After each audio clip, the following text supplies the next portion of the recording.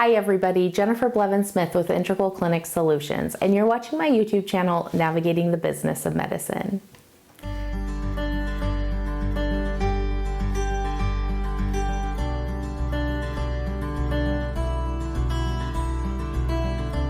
Today, I want to go over our fourth video in this revenue cycle management thread that I'm doing. And we're going to be talking about claims that have been processed at the insurance companies and what to do with them depending on the response.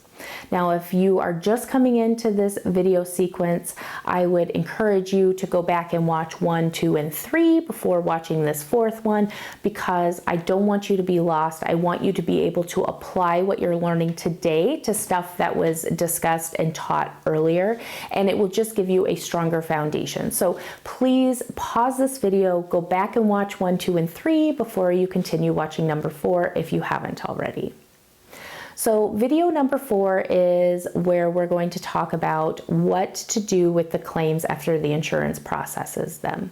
And we talked a little bit about it in the last video where, somebody needs to have eyes on these, even if they auto post, to see if you're noticing any trends or issues to identify, to help things be fixed upstream, to reduce your likelihood of it happening again in the same form.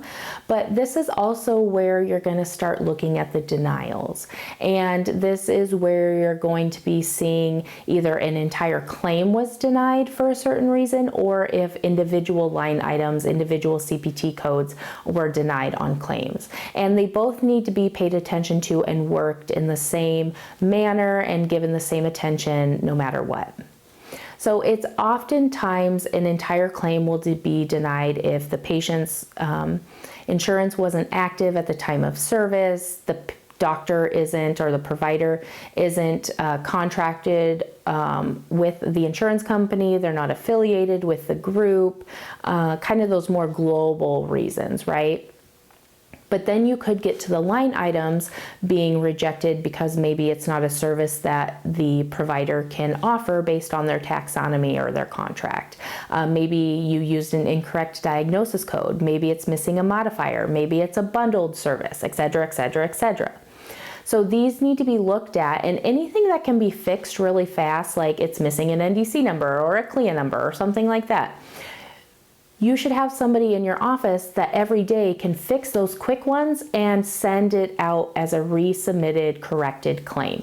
Get those second submissions out the door, because the longer it sits waiting for that correction, the longer you're waiting to get the money that you should be deserved, either by the insurance, by the patient, or both. So you should have somebody that's doing that. Then you should have some kind of workflow to address more of the more difficult things, missing prior authorization numbers, bundled services, things that maybe need a little bit more deeper dive research into, right? Like, I don't understand why this is happening. This is new. I don't understand what it says. I don't get it. And either having a designated person that takes on those, or a person who maybe does the fast submissions and then they prioritize and work on these. And although these should be resubmitted as soon as possible if you can as well, because of the time it might take to research, you need to make sure you have somebody in charge of this that knows how to prioritize, knows how to stay on top of things, because you don't want them to put off something that seems difficult, or if they're getting the runaround and just be like, I'll get to it, I'll get to it, I'll get to it, and eventually you approach timely filing issues. So you need to make sure that whoever is responsible for divvying out these responsibilities and who is responsible for working these tasks are competent, and that you are checking on them to make sure they're doing what they should be. And of course, you want to work your aging bucket, so you want to work your oldest first as well, because of those timely filing. And every insurance company has a different timely filing limit, and you wouldn't know that unless you look up in your contract. So it's important for your billing staff to know who's your more urgent. Maybe they only have 90 days or 60 days versus 6 months or a year, and that will be helpful for the prioritizing as well. So those second submissions should go through. If you have denials and you don't agree with it, it will often say you can appeal. You can file an appeal for it. And you might have to get a provider involved. They might have to write a letter. They might have to provide other supporting documentation that maybe you don't have access to based on your permissions in the system.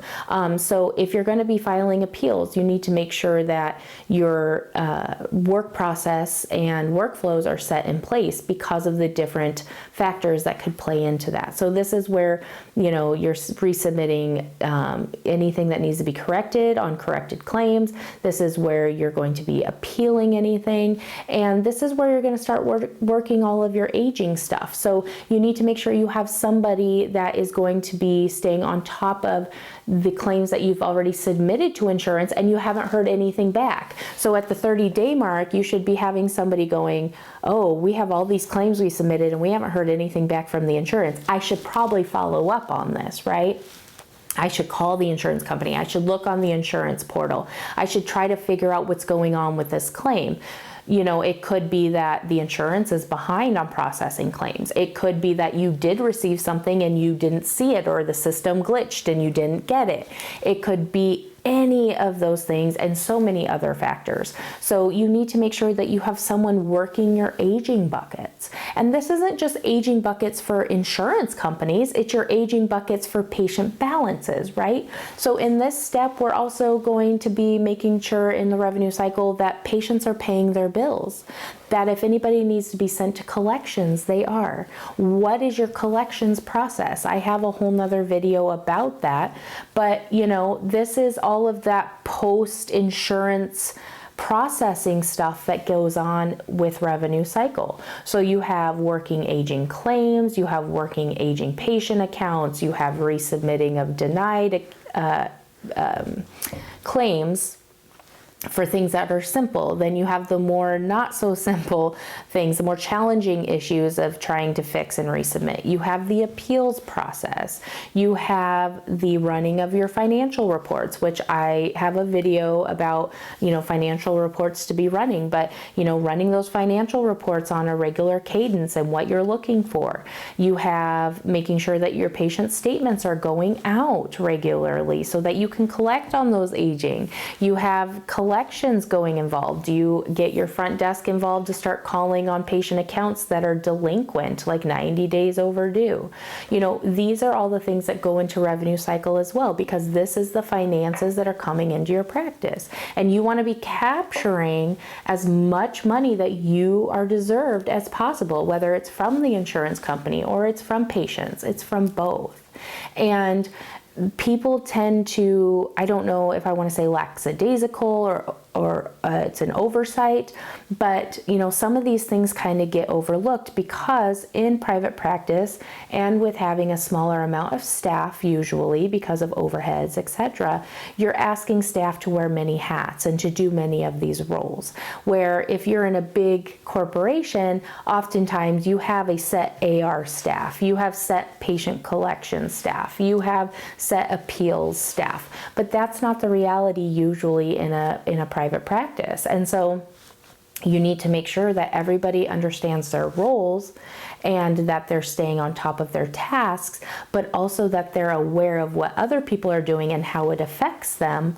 But also that they understand the revenue cycle themselves. And that's one of the things that I do notice is that a lot of people in healthcare don't understand the entire revenue cycle and everything that goes into it. And these videos are just doing very high level overview, to be honest with you. And there's so many more little intricacies, like making sure your registration and front desk are getting prior auths and referrals if needed to be able to bill out and get reimbursed.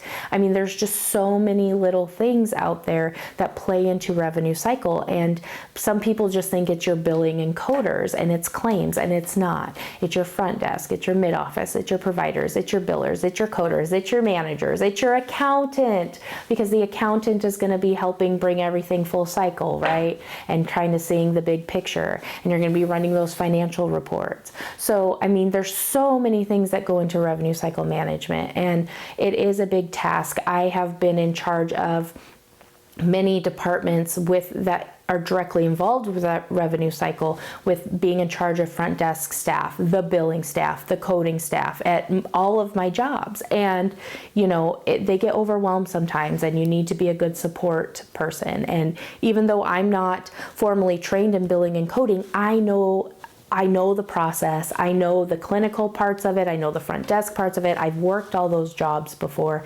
And so I'm able to have a bigger global understanding. And that's how I'm able to support my staff, because I do have that rounded understanding. And so, if you're in charge of revenue cycle in your practice and you've never worked at the front desk, or you've never been in the mid office or whatever, you should maybe shadow them, learn their roles a little bit better, understand, because it just makes you stronger in what you're going to be doing to help oversee this revenue cycle process. If you have any questions or comments, any experience with this that you'd like to share, please leave that in the comments below. Smash the thumbs up button if today's video was helpful, and subscribe to my channel if you haven't already. Thanks so much for going on this journey with me through revenue cycle management. Don't forget to watch it 1, 2, and 3 if you haven't yet, and we will talk to you soon. Bye-bye.